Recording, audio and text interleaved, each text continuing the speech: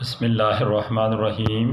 Landhi number 6 Karachi سے محترم جناب عبدالخالق بھائی صاحب نے پوچھا ہے کہ میرے ایک دوست ہیں، ان کے پاس تقریباً 5 لاکھ روپے موجود ہیں، اس کی زکوٰۃ بنا دیجئے۔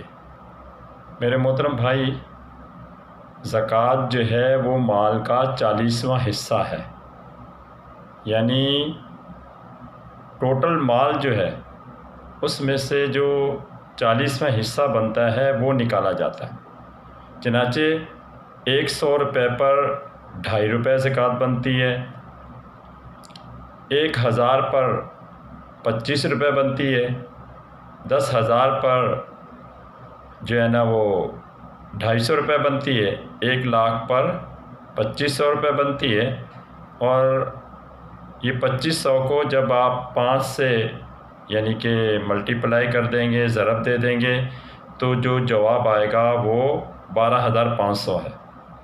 تو اب بصورت مسئلہ آپ ان صاحب کو بتا دیں کہ آپ کے جو 5 لاکھ روپے ہیں اس کی جو زکوٰۃ بن رہی ہے وہ 12,500 روپے ہے، یعنی 5 لاکھ کو اگر 40 سے تقسیم کر دیں گے تو جو جواب آئے گا وہ 12,500 روپے ہوگا۔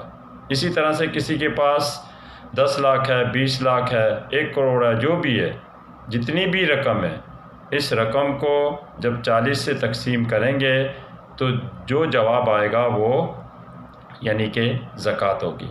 یہ بات یاد رکھیں، ایکسٹرا پیسہ خواہ وہ بچی کی شادی کے لیے رکھ دیا ہو، حج و عمرے کے لیے رکھ لیا ہو، یا کسی بھی کام کے لیے رکھ لیا ہو، تو اس پر جو ہے نا وہ زکوٰۃ لاگو ہو جاتی ہے، بشرطے کہ وہ چاندی کے نصاب تک پہنچتا ہو، یعنی تقریباً میرے خیال اوپر نیچے یہ ریٹ ہوتا رہتا ہے، تو تقریباً 2.25 لاکھ روپے۔